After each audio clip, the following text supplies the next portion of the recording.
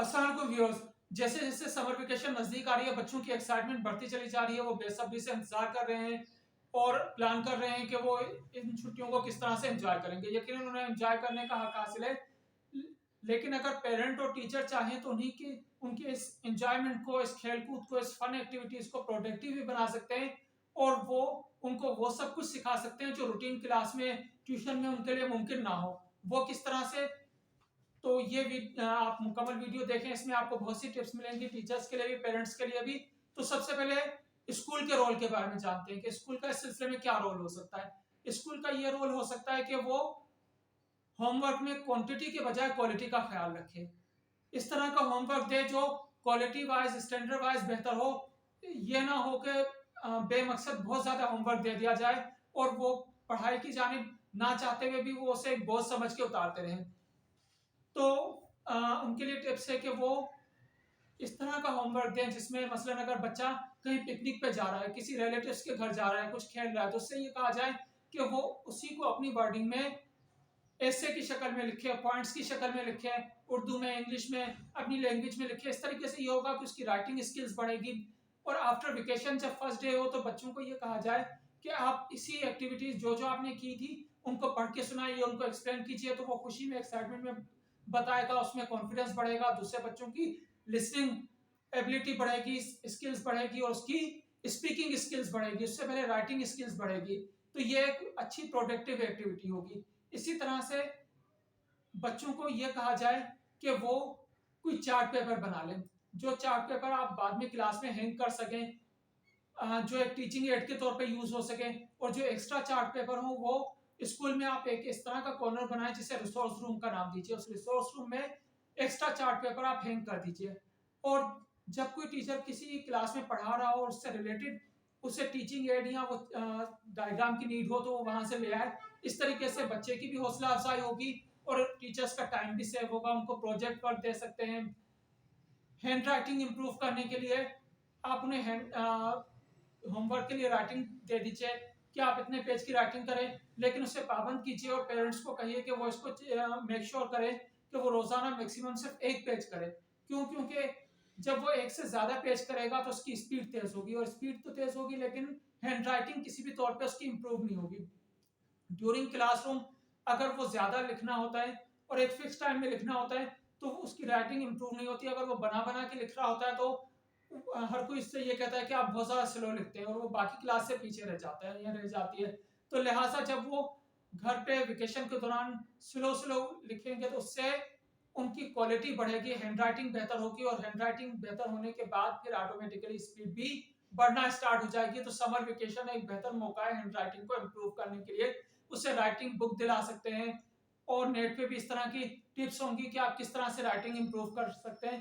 तो ये तमाम चीजें समर वेकेशन में अप्लाई की जा सकती है। कुछ बच्चे ऐसे होते हैं जो कि बाकी क्लास से पीछे होते हैं, जिनको कभी हम स्लो लर्नर कहते हैं, कभी वीक स्टूडेंट्स कह लें या ये कहें कि उनकी बेस वीक है।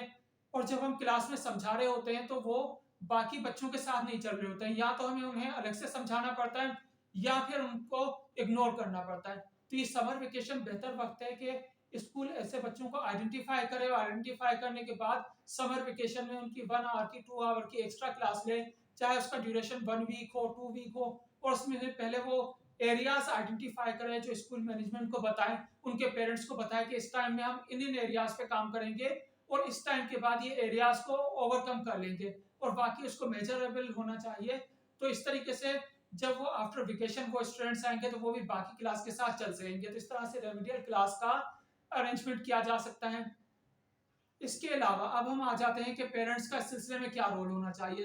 तो पेरेंट्स को सबसे पहले इस मौके को गनीमत समझ के बच्चों के साथ एक अच्छा फैमिली क्वालिटी टाइम स्पेंड करना चाहिए, क्योंकि उन इस लम्हे को वो एंजॉय करें बजाय बेजार होने के कि ये छुट्टियां कब खत्म होगी। बल्कि ये समझें कि ये लम्हे दोबारा नहीं आएंगे। ये मौका हमें मिला है अपने बच्चों से एक अच्छा रिलेशन डेवलप करने का, उन्हें दोस्त बनाने का, उनकी फीलिंग्स जानने का, उनको कोई चीज सिखाने का। तो इस टाइम को हम अच्छे से यूटिलाइज करें। इसमें पेरेंट्स ये समझते हैं कि हम बच्चे को अगर सोने दें तो वो उसके लिए बेहतर होगा, लेकिन ये उसकी में कोई अच्छी हैबिट आप डेवलप नहीं कर रहे। फितरत का ये उसूल है कि इंसान को जल्दी सोना चाहिए और सुबह को जल्दी उठना चाहिए। दुनिया भर में इसी तरह से होता है। लेकिन हमारे यहाँ इस बात को फख्र समझा जाता है कि हम रात को देर तक जागते रहे और सुबह को देर तक सोते रहे। इससे ये होता है कि जितनी इंसान के अंदर एक बायोलॉजिकल क्लॉक होती है, वो बायोलॉजिकल क्लॉक हमें बताती है कि हमें इस टाइम पे भूख लग रही है, और जिस टाइम पे हमें सोने की आदत होगी ऑटोमेटिकली उस टाइम पे हमें नींद आने लग जाएगी। जिस टाइम पे हम उठने के आदी होंगे हमारी आँख खुल जाएगी। लेकिन ज़बरदस्ती अगर हम फिर भी सोने की कोशिश करें तो हम टाइम तो अपना वेस्ट कर रहे होंगे, लेकिन फिर जब उठेंगे तो बजाय फ्रेश होने के हम और ज़्यादा बोर होंगे और ज़्यादा थके हुए होंगे। क्यों? क्योंकि हम बायोलॉजिकल क्लॉक के अगेंस्ट जा रहे हैं। और फिर जब हम वो हैबिट डेवलप कर लेंगे तो फिर ऑटोमेटिकली हम ज़्यादा टाइम सोने के आदी हो जाएंगे और वक्त के ज़िया के आदी हो जाएंगे। तो लिहाजा बहुत ज़्यादा नहीं सोना चाहिए। जितनी इस टाइम यानी कि उसके लिए रिक्वायरमेंट है वो यकीनन आराम करना चाहिए, रेस्ट करना चाहिए, और रात को बहुत देर तक नहीं जागना चाहिए। तो ये हैबिट बच्चों के अंदर डेवलप करनी चाहिए। इसी तरह से बच्चों के लिए टाइम टेबल सेट करना चाहिए उनकी कंसल्टेशन से कि आप किस टाइम पे क्या करना चाहते हैं, और इस तरह से जिसे वो बोझ ना समझे बल्कि एक्साइटमेंट में उनसे कहा जाए कि मैं आपके साथ मिलकर ये एक्सरसाइज करूंगा या करूंगी, एक्सरसाइज का प्लान कीजिए।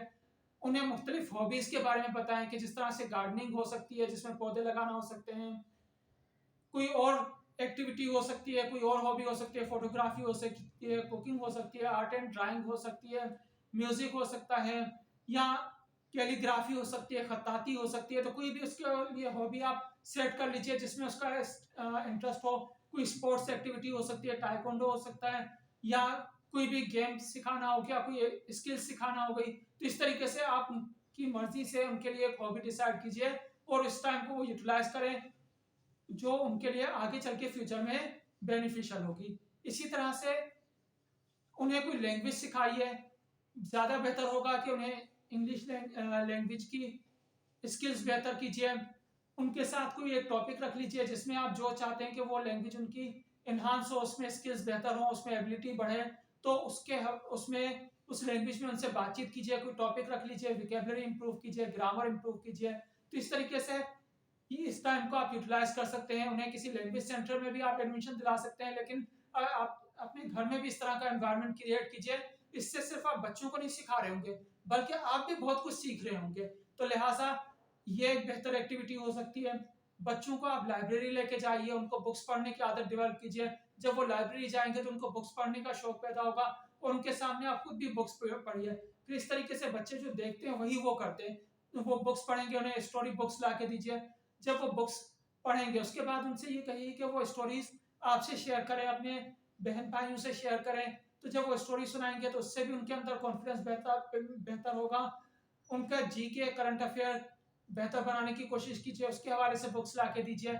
इसी तरह से जो डिफिकल्ट सब्जेक्ट है उसके ऊपर जो है उनकी हेल्प कीजिए। या अगर आप यानी कि कहीं बच्चा ट्यूशन पे जाता है तो ये उन्हें टास्क दीजिए कि अगर स्कूल का कोई काम नहीं है तो ये स्किल्स हैं या ये डिफिकल्ट सब्जेक्ट है जिसमें आप उनको बेसिक उसकी नॉलेज दे दीजिए, उसकी बेस को अच्छा बना दीजिए। इन दिनों में बच्चे में ये हैबिट डेवलप कीजिए कि वो अपने काम खुद करे, अपना कमरा साफ करे, अपनी चीज़ें तरतीब से रखे। ये चीज़ें जब वो सीख जाएगा तो वो आम दिनों में भी फिर उसके लिए एक रूटीन हो जाएगी। क्योंकि जो भी चीज़ हम 40 डेज तक करते हैं तो वो हमारी नेचर का हिस्सा बन जाती है। वो बेध्यानी में बगैर सोचे समझे भी हम उसी तरह से कर रहे होते हैं। तो ये हमें एक अच्छा टाइम मिलेगा जिसमें हम अपने बच्चों की नेचर में वो चीज़ डाल सकते हैं, उनकी हैबिट डेवलप कर सकते हैं और फिर वो हमेशा उनके लिए फ़ायदेमंद रहेगा। इससे रिलेटेड 2 डिफरेंट वीडियोज़ हैं कि बच्चों में किस तरह से हम स्टडीज़ का शौक डेवलप कर सकते हैं, या ये है कि किस तरीके से बच्चों को हम स्कूल की जानिब राग़िब कर सकते हैं, पढ़ने की तरफ राग़िब कर सकते हैं। उनका लिंक जो है डिस्क्रिप्शन में मौजूद है। अगर आप समझते हैं कि मेरी ये वीडियो पेरेंट्स के लिए, टीचर्स के लिए फ़ायदेमंद है तो उनसे शेयर कीजिएगा, इस वीडियो को लाइक कीजिएगा और चैनल को सब्सक्राइब कीजिएगा। बहुत शुक्रिया।